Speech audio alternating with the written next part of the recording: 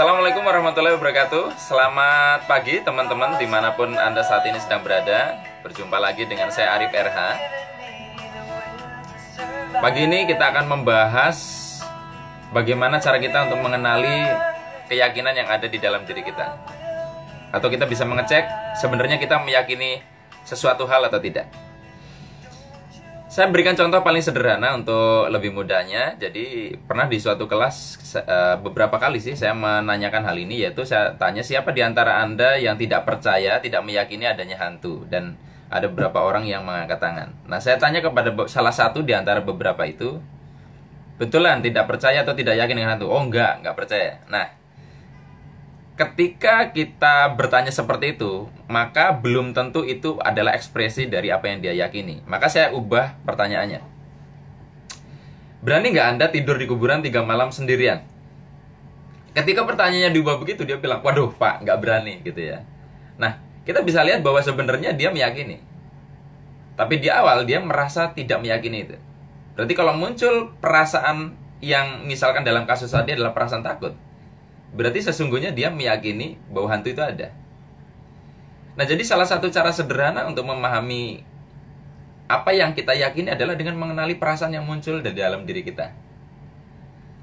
Nah, tentunya kita bisa kaitkan dengan topiknya apa dulu. Tapi kalau yang jelas adalah ketika perasaan kita enak, maka sangat mungkin keyakinan, apa yang kita yakini support dengan apa yang kita katakan tadi. Ya, misalnya tadi dikatakan, saya tidak takut hantu. Terus, berani nggak tidur di kuburan 3 malam? Oh, berani Pak.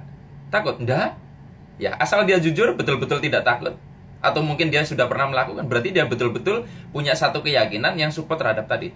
Tapi ketika keyakinan itu tidak support, ya tadi di pertanyaan awal dia mengatakan tidak takut hantu. Tetapi ketika ditanya berani nggak tidur di kuburan, dia takut.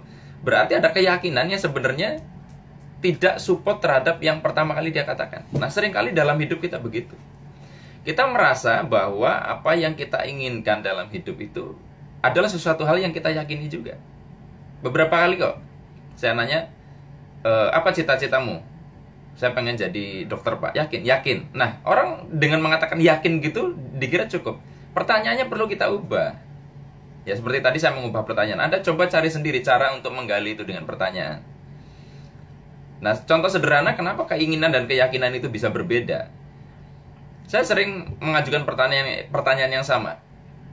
Kalau misalkan kesebelasan kita PSSI ya bertanding melawan kesebelasan utama tim Brazil yang sudah 5 kali atau 6 kali ya juara Piala Dunia, saya lupa itu 6 kali atau 5 kali. Ini tim utama, lalu mainnya di lapangan yang layak ya di luar negeri sana. Kira-kira Anda kepengennya menang mana? Saya nanya kepada beberapa teman. Dan ya kebanyakan karena mereka orang Indonesia, dia kepengennya tim PSSI yang menang dong.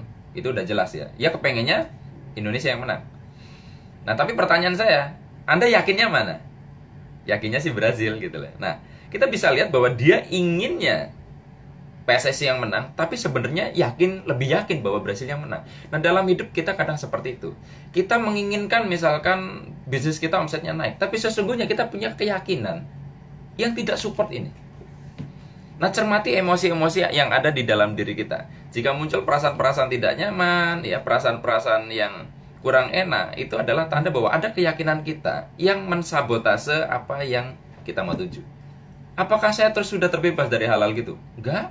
Masih banyak saya ngamatin ketika satu hal muncul rasa takut, rasa cemas, berarti ada keyakinan yang di dalam diri saya yang nggak support. Nah, begitu teman-teman semua ya. Mudah-mudahan tema yang kita bahas pada pagi ini bisa bermanfaat buat Anda. Dengan mengenali rasa, kita bisa mengenali apa yang kita yakini yang ada di dalam diri kita. Saya akhiri, billahi taufik wal hidayah. Wassalamualaikum warahmatullahi wabarakatuh. See you.